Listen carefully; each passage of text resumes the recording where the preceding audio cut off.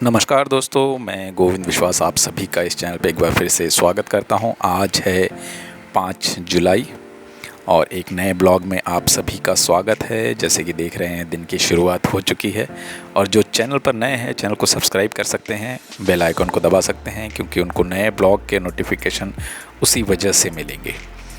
तो हमारी दिन की जो शुरुआत होती है वो योग से शुरू होती है। अनय को स्कूल छोड़ने के बाद अगर बारिश नहीं हो तो हम गार्डन में योग ज़रूर करते हैं और ये एक अच्छा स्पेस है जहाँ पे बैठ के आप 5 से 10 मिनट आप योगा करें तो पूरा दिन आपका उस स्फूर्ति के साथ जाता है।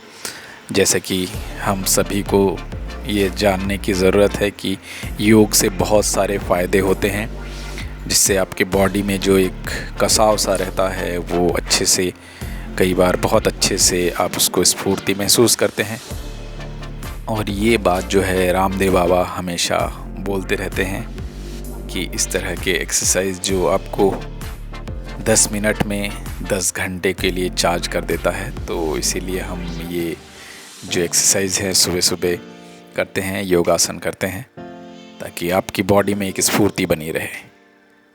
तो इसी के साथ फिर हम दूसरे जो योगासन हैं वो करते हैं और फिर अंत में सूर्य नमस्कार के साथ हम चीज़ों को वहीं रोक कर हम अपने दिनचर्या के काम में लग जाते हैं।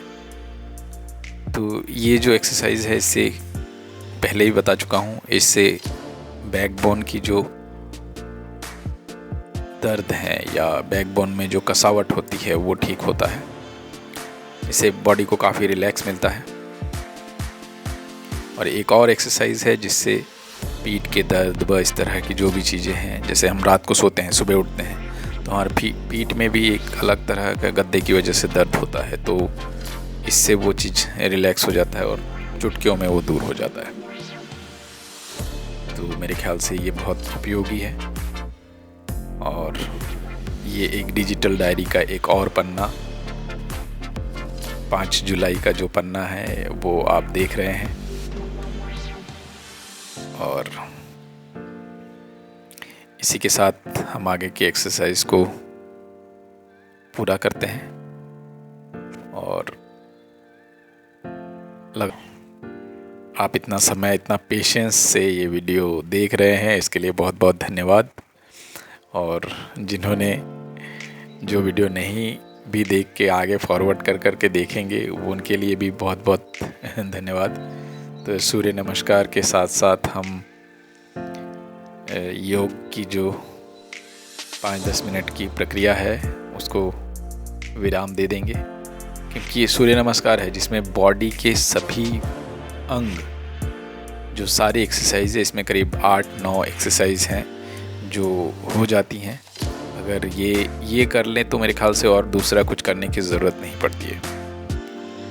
तो बस मालूम नहीं ये कितना सही तरीके से होता है, बट जितनी कोशिश हम करते हैं उतना पर्याप्त है अभी के लिए। धीरे धीरे सीख जाएंगे, क्योंकि ये कोविड के 2 साल जो हम शुरू के लॉकडाउन में हम लोग लगातार पूरा परिवार साथ में मिलकर योगा करते थे, परंतु जब कोविड हुआ तो उसके बाद मैंने एक्सरसाइज और ये योगा बंद कर दिया था। तो वापस हमने शुरू किया है योगा डे के कुछ दिन पहले से। और यहाँ सुबह सुबह काफ़ी सारे बर्ड्स पीछे दिखते हैं और वो बर्ड्स के क्या नाम है मुझे नहीं पता, बहुत बड़े लंबे चोंच हैं और मोर भी दिख जाते हैं।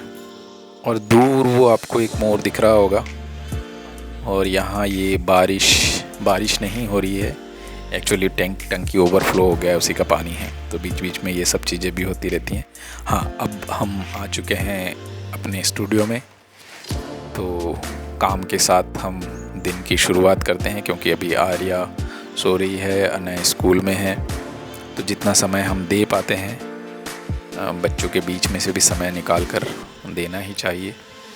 और कोई मुझे कह रहा था कि कैसे मैनेज कर लेते हैं, तो मुझे लगता है कि मैनेजमेंट ही एक इंसान का जो दिनचर्या जिस तरीके से हम अगर मैनेज करके नहीं चलें तो सारी चीज़ें धीरे धीरे छूटती जाएंगी। तो ये चीज़ें पहले मैं ब्लॉग भी नहीं बनाता था और सोशल मीडिया पे डालता भी नहीं था, वो सिर्फ एग्ज़िबिशन के लिए देखने के लिए वह एग्ज़िबिशन में ही देखने को मिलती थी। पर ये काम लगातार चलता ही रहता है, और भले दिन हो या रात हो, सुबह जब भी सुबह का मौसम ऐसा होता है, सुबह का टाइम ऐसा होता है जब बच्चे सब सोते रहते हैं या स्कूल में होते हैं, तब एक शांति से हम स्टूडियो में अपने काम के साथ समय दे सकते हैं। तो ये वो समय है। और फिर दोपहर में या देर शाम रात में, जब कभी कभी तो आर्या भी मेरे साथ आकर काम करवाती है, और अनय तो उनको आजकल होमवर्क का, स्कूल का प्रेशर बहुत ज़्यादा होता है। तो जैसे कि मैं अगर बताऊं काम के विषय में, तो ये काम का विषय एक ऐसा ये है कि जैसे ये जो ऑब्जेक्ट है या हिरन है, इसके मेरे पास अनय के कुछ खिलौने हैं जो एनिमल्स हैं, मतलब वो टॉयज़ हैं। टॉयज़ को मैंने सेम यही कलर का करके मैंने कुछ ऑब्जेक्ट ये किए थे, तो उसको लेकर मैं वही सोचा कि इसको हम सभी चीज़ों का एक मेमोरी होता है। तो ये जो लाइंस हैं ये चाइल्डहुड मेमोरीज़ को रिमार्क करते हैं, आपके जो भी चीज़ें हैं, जहाँ आप घूमते थे, जहाँ आप जाते थे, खेलते थे, कूदते थे, उन सब चीज़ों को, ये कार्टोग्राफी का एक पार्ट है जहाँ ऊपर नीचे उतार चढ़ाव ये सारी चीज़ें आती हैं। तो मैं इन लाइंस को इस तरीके से मेमोरीज से डिपिक्ट करता हूँ। अगर आपके पास मेमोरीज़ हैं तो आप उसको किसी भी तरीके से शो कर सकते हैं। तो उन मेमोरीज़ को, उन लेयर्स को मैं इन लाइंस के माध्यम से व्यक्त करता हूँ। आप जो भी मेरी पेंटिंग्स में देखेंगे, अगर लाइंस इस तरह की दिख गई तो आप समझ सकते हैं कि ये मेमोरी है, ये मेरी भाषा है।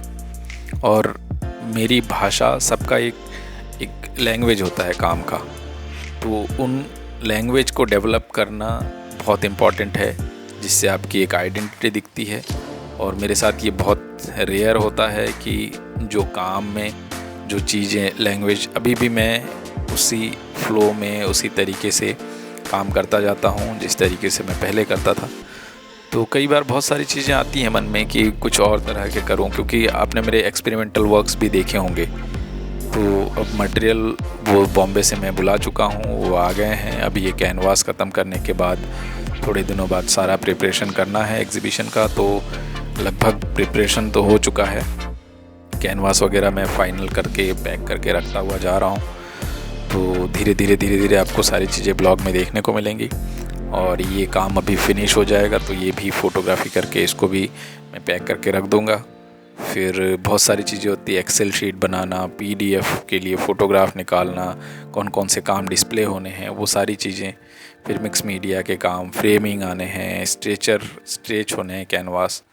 तो बहुत सारे काम होते हैं। एक एग्ज़िबिशन की प्रिपरेशन में बहुत समय जाता है, आपको उसके ऊपर लिखना है, वो सारी चीज़ें होती हैं।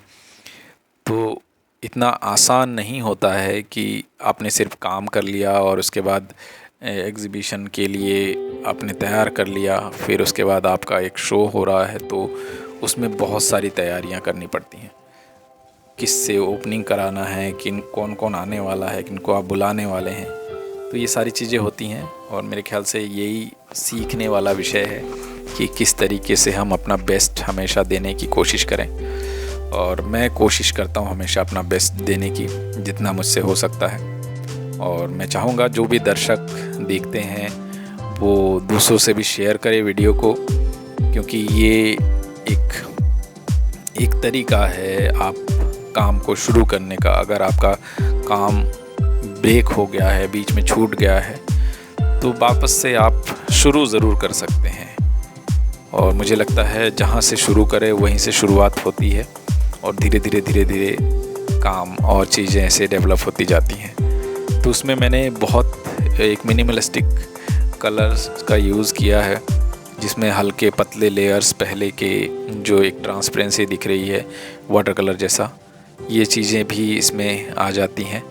और कई बार ये चीज़ें आपको एक दूसरे दुनिया में विचरण करवाती हैं कि सब चीज़ों का एक परिवेश होता है, सब चीज़ों का एक जर्नी होता है, उस जर्नी को आपके विजुअल लैंग्वेज के साथ कैसे कनेक्ट करना है, वो चीज़ें हम कलाकार सोचते रहते हैं। और मुझे लगता है यही जो प्रक्रिया है, यही आपको काम करने के लिए ऊर्जा देता है, वह ऊर्जा संचार करता है। तो अगर आप लोगों को वीडियोस अच्छे लग रहे हों तो इसमें कमेंट ज़रूर कीजिएगा, क्योंकि कमेंट से हमें मालूम पड़ेगा कि आप लोगों को वीडियोस कैसे लग रहे हैं। कुछ और कंटेंट में चीज़ें डालनी हैं तो भी बताइएगा, क्योंकि मुझे ब्लॉगिंग का आइडिया नहीं है। मैं बस अपना काम करता हूँ, मैं शूट करता हूँ और उसको डाल देता हूँ। तो कोशिश करूँगा कुछ और चीज़ें कंटेंट इसमें आए। और यहाँ अनय आर्या के कान में कुछ बोल रहा है तो बड़े ध्यान से सुनती है, फिर वो जवाब भी देती है जैसे उसको बहुत कुछ पता है।